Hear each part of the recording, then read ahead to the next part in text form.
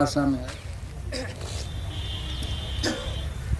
और दूसरी एक महत्वपूर्ण पुस्तक उन्होंने रचना की है गोविंद लीलामृतम। तो गोविंद लीलामृतम में गोविंद लीलामृतम जो ग्रंथ है, काव्य है, उसमें कृष्णदास कविराज जी ने भगवान के अष्टयाम लीला का वर्णन किया है। याम 3 घंटे का एक याम होता है, तो 24 घंटे को 8 भागों में विभक्त करके, तो मैं एक ग्लिम्स देने के लिए उसमें से एक लीला का, निशांत लीला का वर्णन करता हूँ। निशांत लीला मतलब कि रात्रि का शेष जो भाग होता है, लगभग 3 बजे चालू होता है निशांत, और सूर्योदय तक, सूर्योदय के थोड़े समय तक रहता है, उसे निशांत लीला कहते हैं। इस अवसर में हम इतना जरूर कह लेना चाहते हैं कि एक तरह से इस लीला को मैं कहने जा रहा हूँ, मेरा दुस्साहस ही है। न तो उन लीलाओं को कहने के, यहाँ तक कि सोचने का भी हमारी योग्यता नहीं है, अधिकार नहीं है कि उन अतरंग लीलाओं का वर्णन करूं। एक तो अधिकार नहीं है, दूसरी बात की योग्यता नहीं है, और तीसरी कमी यह है कि उसको प्रस्तुत करने की जो एक्सपर्टीज है, क्षमता है, कला है, वह भी नहीं है। फिर भी चूँकि हम राधा कुंड में, वृंदावन में ही हैं, यदि यहाँ नहीं कहेंगे तो दूसरे जगह तो संभव नहीं हो सकता है। इसलिए मैं प्रयास करूँगा जितना संक्षिप्त हो सके भगवान की निशांत लीला का वर्णन। मैं काल का बनता लगभग 3:30 बजे के आसपास, 4 बजे के आसपास, सूर्योदय से 2-2.5 घंटे पूर्व, 2.5 घंटे 3 घंटे पूर्व काल प्रारंभ होता है। भगवान रात्रि के समय लगभग 10 बजे अपने अपने गांव से भगवान नंद गांव से निकल जाते हैं।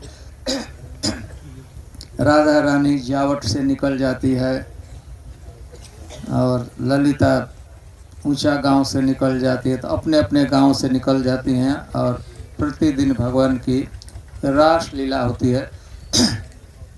रासलीला जब समाप्त होती है तो रात भर चलते चलते गोपियां थक जाती हैं, कृष्ण थक जाते हैं, तो एक कुंज में सब लोग इकट्ठे होते हैं और थोड़ा विश्राम करते हैं।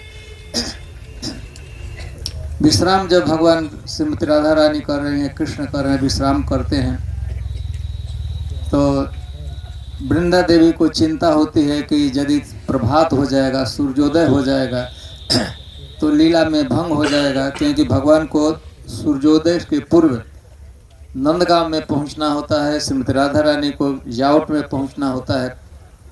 तो वृंदा देवी अपने विभिन्न प्रकार के पक्षियों को भेजती है कि वो कलरव करते हैं कि श्रीमती राधा रानी का, कृष्ण का नींद खुल जाए, गोपियों का नींद खुल जाए कि अपने अपने गाँव में चले जाए। तो इसके लिए वृंदा देवी विभिन्न प्रकार के पक्षियों को भेजती है। उसमें मयूर कदम्ब वृक्ष पर बैठते हैं, कपोत पीलू वृक्ष पर बैठते हैं, विशेष प्रकार का पीलू वृक्ष होता है। कोयल बैठ जाते हैं आम्र वृक्ष पर, और अनेक जगहों पर जो कुक्कट होता है धरती पर बैठकर आवाज़ करते हैं, कलरव करते हैं कि श्रीमती राधा रानी को, कृष्ण को जगाना है। लेकिन उससे भी इतना थकावट हुई है श्रीमती राधा रानी को, कृष्ण को, कि नींद नहीं चढ़ती है, नींद नहीं खुलती है। तो अंत में ककठी नामक एक बंदरी को भेजते, जोर से चित्कार नज़दीक में करती है, तो श्रीमती राधा रानी और श्री कृष्ण का नींद खुल जाता है। तो भारी चिंता होती है। जैसे श्रीमती राधा रानी जगते हैं, कृष्ण जगते हैं, तो उनको ऐसे कि जटिला जब तक जगे उसके पहले जाकर वहाँ पर जावट में सो जाना है। कृष्ण को भी चिंता रहती है कि माँ यशोदा जब तक जगेगी उसके पहले जाकर नंदगांव में बेड में सो जाना है। तो जैसे तैसे बड़ी निकलता, जल्दी से जाना है, जल्दी से जाना है। रात्रि अभी था, अंधेरा था। तो एक ऐसी घटना घटी कि भगवान श्री कृष्ण जो पीताम्बर धारण किए थे, उत्तरीय धारण किए थे, रात्रि को दिखाई नहीं पड़ रहा था, उस पीले उत्तरीय को श्रीमती राधा रानी ओढ़ ली। राधा रानी का जो नीला उत्तरीय था वो कृष्ण ले ली। रात्रि का समय दिखाई नहीं पड़ता कौन पीला है, और जल्दी से जल्दी वहाँ से तीव्र गति से बढ़ी। तो श्रीमती राधा रानी जल्दी उनको जावट पहुँचना है, जावट वहाँ पर पहुँच गई। उनके साथ सभी सखियाँ भी साथ साथ गई, विशाखा, ललिता, विशाखा भी साथ गई। और जब श्रीमती राधा रानी अपने महल में मतलब कि जटिला के घर में प्रवेश करती हैं, तो एक सखी धनिष्ठा, रात्रि में धूली लगा हुआ तो बढ़िया से पाद प्रक्षालन धनिष्ठा सखी करती है राधा रानी का भोर में। और श्रीमती राधा रानी वहाँ जल्दी से जल्दी देख लेती चारों तरफ है कि जटिला कुटिला कोई भी नहीं, जगह अंधेरे में जैसे तैसे प्रवेश करके बेड सतह विशाखा इत्यादि बढ़िया से बेड लगा देती हैं और श्रीमती राधा रानी सो जाती हैं। और वो चादर, अभी तो पता अंधेरा है, तो वो चादर पीले रंग का चादर ओढ़कर मुंह ढककर सो जाए। उधर कृष्ण जल्दी जल्दी जाकर वहाँ भी देखे कि अभी माँ यशोदा जगी नहीं है, सो ही रहे, तो जाकर जहाँ सोए थे जिस बेड पर कमरे में सोकर और चादर ओढ़कर, नींद तो नहीं आती है लेकिन प्रिटेंड कर रहे हैं, बहाना कर रहे हैं कि हम नींद में आ गए। तो दोनों नंदगांव में श्री कृष्ण माँ यशोदा के महल में शयन कर गए।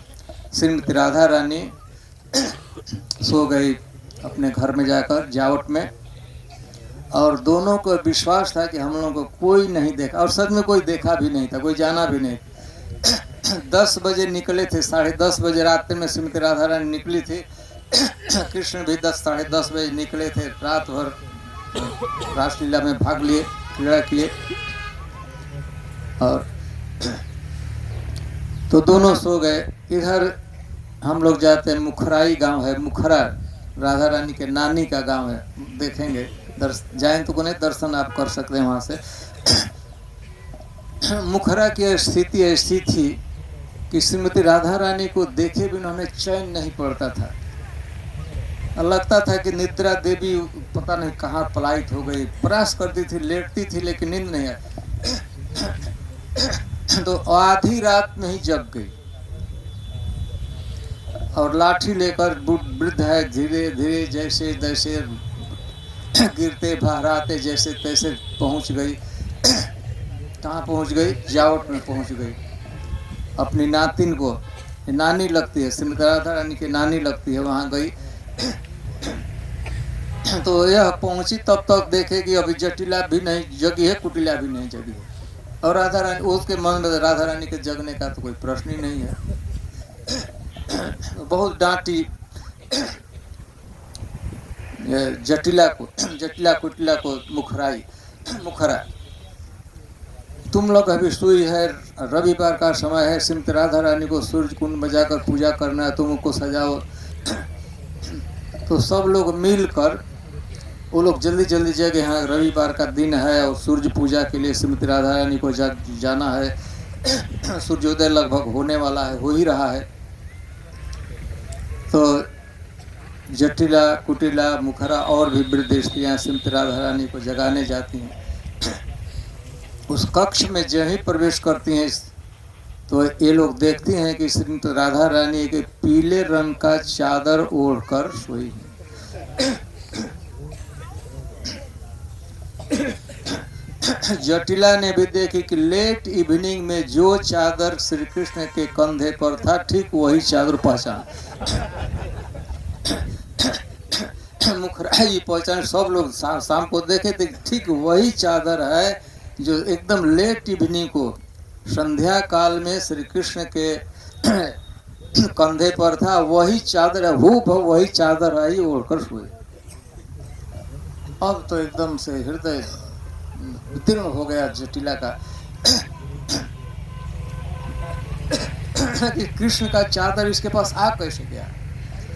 जोर जोर से चित्कार और रोने लगी, तुमने क्या किया, तुम कैसे, बहुत अब शब्द का उच्चारण करने। उस समय विशाखा इत्यादि सखियां थी, उन लोग को ही पता लगा, वो तो समझ गई रहस्य क्या है। अब तो रंगे हाथ श्रीमती राधा रानी पकड़ी हैं। जो रात्रि में जो चादर था, भोर में घर में वो चादर आया हुआ है, हो न कृष्ण से कोई संपर्क हुआ है, तो एक तरह से अष्ट सखियों का, ललिता विशाखा का, तो ऐसा लगा कि उनके छाती पर सांप ही लौट गया, इतना दुख। क्या किया जब संभल गए, और वो तो सभी वृद्ध स्त्रियां गाली गलौज कर ही रही हैं। विशाखा ने साहस किया, वो जितना तिरस्कार करे तो उससे बहुत उग्र शब्दों में बोलना चाहिए, तुम बूढ़ी स्त्रियां दिखते नहीं। श्रीमती राधा रानी का जो स्वर्ण के समान उस आभा है शरीर का, और ऊपर से सूरज की किरणें पड़ रही है, तो वो पीला नीला रंग का चादर है। श्रीमती राधा रानी के आभा के कारण पीला दिख रहा है, सूर्य का किरण। तुम लोग अंधी हो गई है, वृद्ध हो गई है, देखती नहीं हो। अरे वो तो साफ देख रही थी, लेकिन उन लोगों को भ्रम हो गया, तो सब घर से निकल गए। जैसे आंख, वो कह के आंख में पानी छिड़क लो, छिड़क कर दे, तो वो लोग सब लोग भ्रम हुआ कि सच में ऐसा राधा रानी का तो है ना पीला रंग का शरीर, उस आभा निकल रही तो नीला चादर पीला दिख रहा है। तो गई आंख में पानी देकर जैसे तैसे पहुँचता आंख पहुँचता है। बीच में ललिता सखी को, विशाखा को अवसर मिला, तो उसमें तो और भी चादर श्रीमती राधा रानी को अनेक चादर रखे थे, तो वो चादर श्रीमती राधा रानी भी सुन रही थी बात, सोई तो नहीं थी, उसने भी आंख खोलकर श्रीमती राधा रानी देखा कि बस है तो। लेकिन विशाखा को समय लगा, उनको खूब डांट डपट कर चादर को फेंक दिया नीचे, पलंग के नीचे फेंक दिया, और श्रीमती राधा रानी का जो नीला रंग का चादर था उड़ा दिया। और उस लोग वो वृद्ध स्त्रियां जटिला कुटिला जो कुछ थी, आंख धोकर आंख मलते पूछते हुए आई, देखी तो एकदम साफ, वो तो नीला रंग का चादर है। तो जटिला क्षमा मांगने लगी, मुखराई हुई, बेटी हमको क्षमा कर। तो लोग जानते हो उम्र बढ़ जाता है तो आंख की रोशनी कम हो जाती है, हम लोग पहचान नहीं पाए, और हमने मिथ्या श्रीमती राधा रानी पर तुम लोगों को दोष लगा, हमको क्षमा कर देना। विशाखा ने कोई बात नहीं है, ये तो प्रकृति का देन है, स्वाभाविक सबकी आंखें कमजोर हो जाती है, आप उनका कोई दोष नहीं। तो फिर इधर तो समाधान हो गए। फिर जटिला कुटिला सबने, सभी मुखराई ने श्रीमती राधा रानी ने क्षमा मांगा कि दे बेटी तुम निर्दोष हो, लेकिन हम लोग तुम पर दोषारोपण किया तो हमको क्षमा कर देना। श्रीमती राधा ने कोई बात नहीं है, ऐसा तो स्वाभाविक है, उम्र बढ़ता है तो आँख की दृष्टि कम हो जाती है। अब उधर राधा माँ जसोदा जगी नंदगांव में, कृष्ण के कक्ष में प्रवेश की, तो देखी कि कृष्ण नीले रंग का चादर ओढ़कर सोए हैं। तो समझाने लगी, जगाई माँ जसोदा ने, जगाई कृष्ण को। जगाने के बाद भाई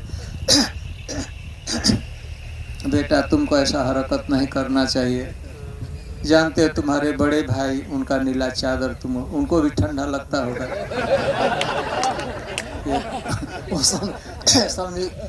बलराम का चादर है उनका नीला रंग, बलराम जी का चादर का रंग नीला। बेटा बड़े भाई हैं, कितना सुशील, उनको ठंडा लगती होगी ना, तुम उनका चादर लेकर बेचारे, कितने तुम्हारे बड़े भाई को कष्ट होगा। तो भगवान देखे तो नीला चादर था। तो उन्होंने कहा कि मैं प्रतिज्ञा करता हूँ, वचन देता हूँ, आज से फिर से वो बलराम जी का चादर नहीं ओढ़ूंगा। तो इस तरह यह निशान दिल का एक ग्लिम्स है, सब प्रभात के काल में होता है। तो हम चूंकि जा रहे हैं राधा कुंड, अब उसके विषय में बहुत आचार्यों ने राधा कुंड की महिमा का वर्णन किया है। प्राकट्य की दृष्टिकोण से विचार करेंगे कितना महान वह कुंड है। राधा कुंड का निर्माण स्वयं श्रीमती राधा रानी ने खुदाई किया है अपने हाथों से, सखियों ने श्याम कुंड का स्वयं भगवान ने अपने चरण से एक गर्त बना दिया, श्याम कुंड बना हुआ। तो उत्पत्ति के दृष्टिकोण से अनेक लोग कुंड बनाते हैं, जिस कुंड को श्रीमती राधा रानी ने गोपियों ने बनाया हो कितना महत्वपूर्ण होगा उसकी हम कल्पना नहीं कर सकते। इसके बाद कुंड लुप्त हो गया था, महाराज बता रहे थे भगवान की लीला यहाँ पर प्रकट लीला समाप्त हुआ तो कुंड भी लुप्त हो गया था। पुनः उसको प्रकट किसने किया? स्वयं भगवान चैतन्य महाप्रभु, जो श्रीमती राधा रानी भी हैं कृष्ण भी हैं। तो पहले के दृष्टिकोण से, प्राकट्य के दृष्टिकोण से स्वयं श्रीमती राधा रानी कृष्ण के द्वारा वो खुदाई जिसकी कुंड की हुई है, जिसको प्रकट किया गया है। दूसरी बार देखेंगे स्वयं भगवान चैतन्य महाप्रभु उस कुंड को प्रकट किए। भगवान चैतन्य महाप्रभु 84 कोष की जी परिक्रमा कर रहे थे। हम बार बार चर्चा कर रहे हैं कि भगवान चैतन्य महाप्रभु ब्रज में आए तो प्रथम स्थान में गए विश्राम घाट, जमुना जी में स्नान किए।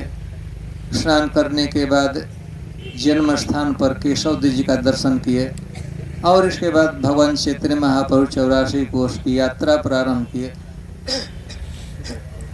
तो भगवान है, लेकिन एक भक्त का सा आचरण करते हैं, लीला करते हैं। तो भगवान जानकारी के लिए एक ब्राह्मण ले लिए, मथुरा से बताएगा, गाइड ले लिए कहाँ कहाँ कौन स्थान है। तो चैतन्य महाप्रभु घूमते घूमते इस क्षेत्र में अरिष्ट ग्राम, आरिट ग्राम जिसे कहते हैं, अरिष्टासुर का यहाँ पर वध हुआ था। इस स्थान को अरिष्ट ग्राम के नाम से जानते हैं, आरिट या अरिष्ट ग्राम। तो जब भगवान चैतन्य महाप्रभु आए यहाँ पर आरिट ग्राम में, राधा कुंड के क्षेत्र में, तो भगवान चैतन्य महाप्रभु जिज्ञासा करने, पूछने लगे, लोगों से पूछते थे। शास्त्रों में वर्णन है कि गिरिराज जी के तलहटी में राधा कुंड है, श्याम कुंड है। तो भगवान चैतन्य महाप्रभु लोगों से पूछते थे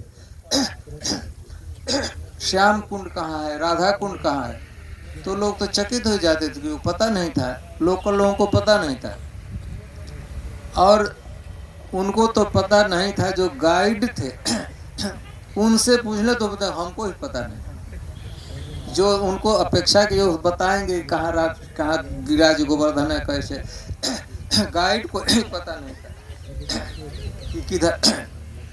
तो क्या पता नहीं, राधा चैतन्य महाप्रभु को ढूंढना है, राधा कुंड कहाँ है, श्याम कुंड कहाँ है, किसी को पता नहीं। तो वहाँ पर 2 धान के क्षेत्र थे, खेत क्यारी जिसे कहते हैं, जो खेती किए होंगे धान का।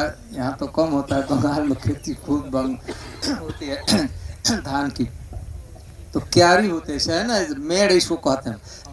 आर आल आल कहते, आल यहाँ आर कहते हैं, ठीक है, लॉ को रॉक कहते। तो ऐसे घेर घेर कर नजदीक में 2 क्यारी थी। एक का नाम वो रख दिए थे, जो कि गौरी की धौली क्यारी, और दूसरे का नाम रख दे धौली क्यारी, और दूसरे का काली क्यारी। भगवान चैतन्य महाप्रभु को ढूंढना था, श्याम कुंड कहाँ है, राधा कुंड कहाँ है, तो किसी को पता नहीं है। तो खेत के बीच में थोड़ा एक गर्त था, दोनों खींचो अलग अलग। भगवान चैतन्य महाप्रभु वहाँ गए और उसमें स्नान करने लगे। थोड़ा असर होता है गाइड को भी कि ये खेत में क्यों स्नान कर रहे। भगवान चैतन्य महाप्रभु स्नान करते समय भगवान चैतन्य स्तुति करने लगे, राधा कुंड की स्तुति। उसी को राधा कुंड कहकर तब लोगों को पता लगा कि यही राधा कुंड है। फिर श्याम कुंड में जाकर वहाँ पर श्याम कुंड के स्नान किए भगवान चैतन्य महाप्रभु, और फिर स्तुति करने लगे। तब पता लगा कि यह श्याम कुंड है और राधा कुंड है। तो हम यह कहना चाहते हैं कि एक बार स्वयं श्रीमती राधा रानी ने प्रकट किया था, कृष्ण प्रकट किए थे, और दूसरी बार प्राकट्य के दृष्टिकोण से तो और कुंडों को दूसरे ने खोजा है, बनाया है, लेकिन इस कुंड को, राधा कुंड को स्वयं भगवान चैतन्य महाप्रभु प्रकट किए, फिर से बताए। और प्रथम स्नान करने वाले उस कुंड में कौन व्यक्ति है? स्नान के उत्पत्ति की दृष्टिकोण से देखिए कितने महान लोग उसको बताए, प्रकट किए। उसमें स्नान करते हैं, श्रीमती राधा रानी उसमें स्नान किए हैं। राधा कुंड, श्याम कुंड, भगवान चैतन्य महाप्रभु स्नान किए हैं। और फिर चैतन्य महाप्रभु क्या किए, करने के बाद वहाँ से मिट्टी ले लिए और उसी मिट्टी से तिलक किए थे। इतना ही। इसीलिए आप लोग देखेंगे यहाँ पर बहुत लोग भक्तों में परिपाटी है, तिलक करते हैं तो उसमें से थोड़ा सा राधा कुंड का भी मिट्टी खरीद लेते हैं, ले जाते हैं, थोड़ा सा मिला ले। इतना अफोर्ड नहीं कर सकते, बहुत दिन बेचारे, बहुत वर्षों में एक बार आना होता है, थोड़ा थोड़ा थोड़ा यूज करते हैं, गोपी चंदन में मिला करते हैं। भगवान चैतन्य महाप्रभु तिलक इतना ही नहीं, ये सेवक उनके साथ थे, चाहे गाइड थे, उनके कह दिए कि थोड़ा सा ले लेते हैं, थोड़ा मिट्टी ले लिए थे, ले गए थे चैतन्य महाप्रभु। कितना दिन तक चला, जगन्नाथपुरी ले गए होंगे ना, थोड़ा थोड़ा कर थोड़ा ही यूज करते होंगे, पता नहीं कितना दिन तक वहाँ वो चला होगा, मिट्टी ले गए थे तो।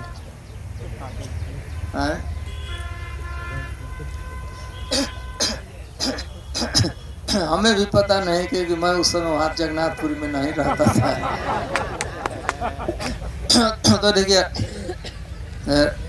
राधा कुंड है, श्याम कुंड है, जैसा कि रूप गोस्वामी ने बताया, इसकी बार बार हम लोग चर्चा करते ही रहते हैं, फिर से हम दोहरा देते हैं उसी को।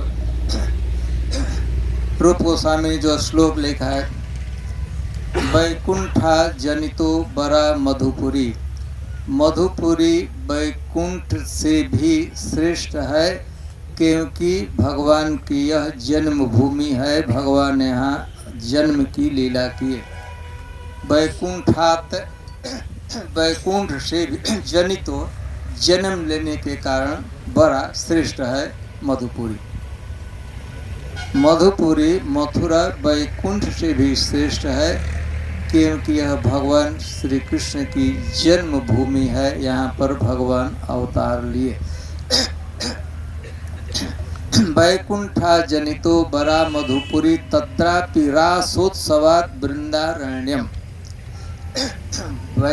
वैकुंठ से श्रेष्ठ मथुरा है, मथुरा से भी श्रेष्ठ है ब्रज के द्वादश वन अथवा वृंदावन, क्योंकि इन्हीं द्वादश वनों में भगवान की जो महत्व सबसे अतरंग लीला हुई, रास लीला भगवान वनों में की है। तो रास लीला की भूमि होने के कारण द्वादश वन मथुरा से भी श्रेष्ठ है। तत्रापि गोवर्धन, और द्वादश वनों में जो वृंदावन है, वृंदावन में ही स्थित है गिरिराज गोवर्धन, इसलिए गिरिराज गोवर्धन द्वादश वनों से भी वृंदावन से श्रेष्ठ है, क्योंकि ब्रजवासियों की रक्षा के लिए भगवान ने गिरिराज गोवर्धन को 7 दिवस और 7 रात्रि तक अपने हाथ पर धारण किया था। तत्रापि राधा कुंड मिहापि गोकुलपते प्रेमामृता प्लावनात् कुर्याद यस्य विराजतो गिरितटे सेवां विवेकी न कह। गिरिराज भी श्रेष्ठ, गिरिराज की ही तलहटी में स्थित श्याम कुंड और राधा कुंड श्रेष्ठ है, क्योंकि प्रेमामृता प्लावनात्, प्रेम अमृत से, प्रेम द्रव से हमेशा अप्लायित रहता है। बंगला में बन्या कहते हैं ना, बाढ़ बाढ़ आता है ना तो पानी ही पानी रहता है, बाढ़ का मतलब और सब छुप जाता है, पानी पानी। तो यह प्रेम का बाढ़। और प्रेम क्या है? ब्रजवासियों का, गोपियों का, श्रीमती राधा रानी का जो कृष्ण के प्रति आकर्षण है, कृष्ण के प्रति अनुराग है, कृष्ण के प्रति सौहार्द है, कृष्ण के प्रति मित्रता का भाव है, वह, और कृष्ण का ब्रजवासियों के प्रति जो स्नेह है, कृष्ण का जो ब्रजवासियों के प्रति प्रेम है, वह प्रेम प्रश्निफाइड होकर, प्रेम ऐसे तो अब्स्ट्रैक्ट है लेकिन वह प्रकट रूप में कि द्रव रूप में हो गया है। और जब द्रव रूप में होता है तो क्या हो जाता है, राधा कुंड का जल हो जाता है। हम लोगों को तो जल दिखता है लेकिन वास्तव में वो जल नहीं है। श्रीमती राधा रानी का, ब्रजवासियों का, तो नंद बाबा का कृष्ण के प्रति जो प्रेम है, स्नेह है, और फिर कृष्ण का ब्रजवासियों के प्रति स्नेह, भक्तों के प्रति जो स्नेह है वह द्रवीभूत होता है तो राधा कुंड का जल बन जाता है। और जब वही जल द्रव घनीभूत हो जाता है, जब पानी जम जाता है तो बर्फ हो जाता है, कठोर हो जाता है, तब जम जाता है तो गिरिराज जी की शिला हो जाता है, गिरिराज जी हो जाते हैं। तो हम लोग देखिए कितने महत्वपूर्ण स्थान पर जा रहे हैं। अब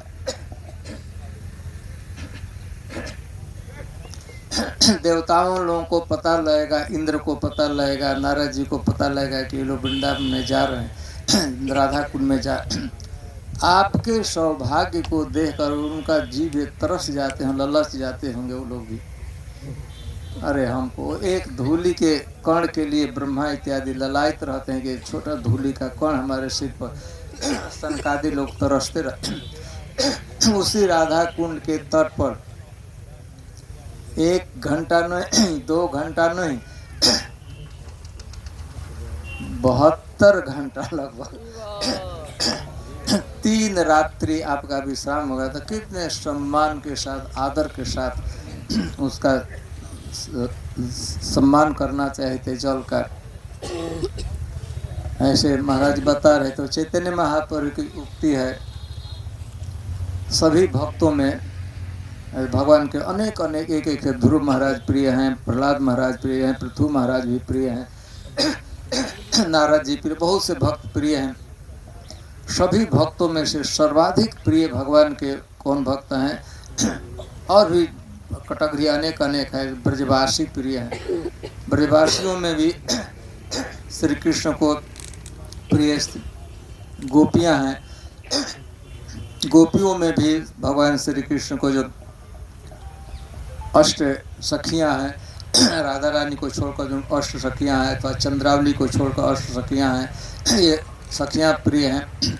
और उस सखियों में भी सबसे प्रिय श्रीमती राधा, कृष्ण को श्रीमती राधा रानी प्रिय हैं।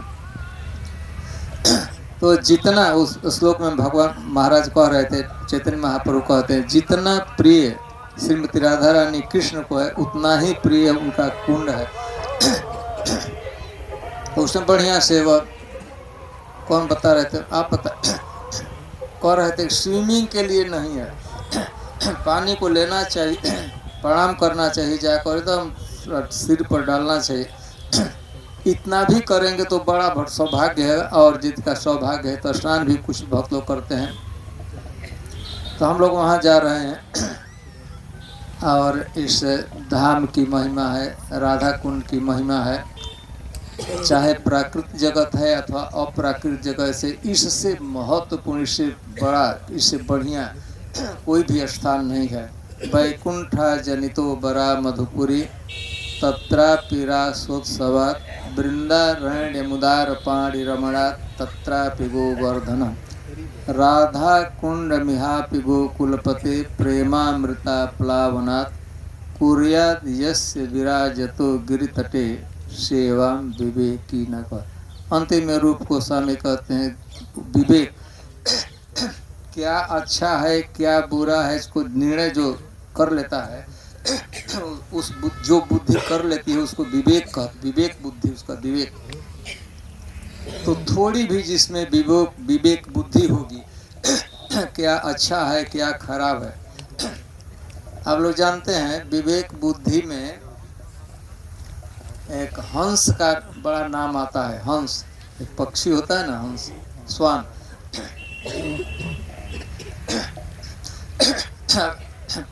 दूध में पानी डाल दीजिए, पता नहीं उसमें ऐसी विवेक शक्ति कि दूध पी लेता है, पानी छोड़ देता है।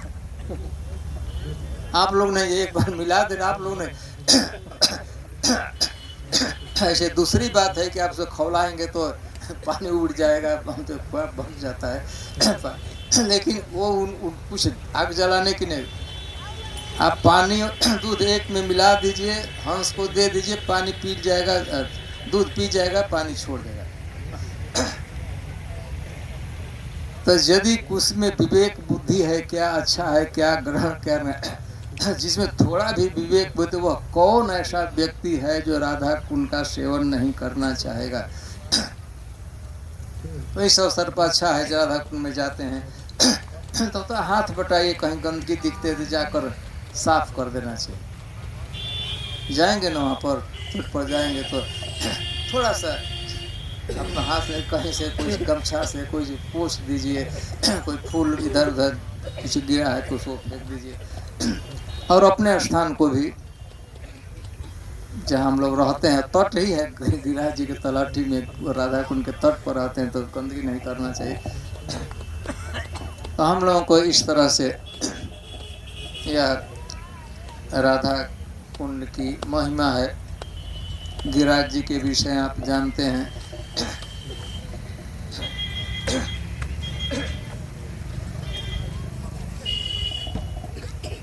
स्वयं भगवान ही, जैसे कल चर्चा हुई थी, शिव जी भी यहाँ पर पर्वत बने हुए हैं, पत्थर बने हुए। जो पहाड़ी है नंदगांव में, वो शिव जी हैं। और जो बरसाना में पहाड़ी है, वो ब्रह्मा जी पहाड़ के रूप में हो गए हैं। ब्रज की सेवा करते हैं, भगवान राधा कृष्ण की सेवा के। और स्वयं भगवान विष्णु, स्वयं भगवान गिरिराज जी के रूप में है। तो गिरिराज जी एक ही साथ दो रूपों में की आराधना होती है। एक भक्त के रूप में भी गोपियों ने कहा है, हंताय मद रबला हरिदास वर्जो। भगवान के अनेक अनेक भक्त हैं, लेकिन सभी भक्तों में सबसे श्रेष्ठ भक्त हैं गिरिराज जी गोवर्धन। हंताय मद रबला हरिदास वर्जो, सबसे तो भक्त के रूप में भी गिरिराज जी की सेवा होती है, और भगवान के रूप में भी एक ही साथ हो। भगवान ही गिरिराज जी के शिला के पर्वत के रूप में। पूजा के समय भगवान शैलो अस्मि, भगवान स्वयं कहे, गिरिराज जी की पूजा हो रही थी, भगवान पूजा भी करा रहे थे, तो ब्रजवासियों में विश्वास उत्पन्न करने के लिए एक रूप से भगवान जाकर ऊपर बैठ गए। कृष्ण ही जाकर ऊपर बैठ गए, बड़े विराट रूप में बैठ गए। और भगवान ने कहा कि शैलः अस्मि, मतलब मैं पर्वत हूँ। यह बोल कौन रहा था? कृष्ण। शैलः अस्मि, तो वो शैल, मैं गिरिराज हूँ, मतलब गिरिराज जी कौन है? कृष्ण है, अथवा कृष्ण ही गिरिराज जी हैं। और भक्त रूप में तो उनकी पूजा गोपियों ने कहा है, हंतायम अद्रबला हरिदास वर्जो, भगवान के भक्तों में सबसे श्रेष्ठ। अरे भक्त लोग कुछ अर्पित भगवान को करते हैं, यह दे देते हैं, वह दे देते हैं। गिरिराज जी ने तो अपना शरीर ही दे दिया, उसी पर घूमना है, गाय चराना है। तो गिरिराज जी सबसे श्रेष्ठ हैं। तो हम लोग सौभाग्य है हम लोगों का, गिरिराज जी के तलहट्टी में राधा कुंड के तट पर रहेंगे, वहाँ पर 3 दिन तक रहेंगे। आज भी भक्तों को आप पहुँचेंगे, आप समय से हम लोग पहुँचेंगे। आप पहुँचेंगे तो जिन भक्तों को पहुँचने के बाद व्यक्तिगत रूप से, क्योंकि हम लोग ऑफिशियली परिक्रमा करते हैं जिस दिन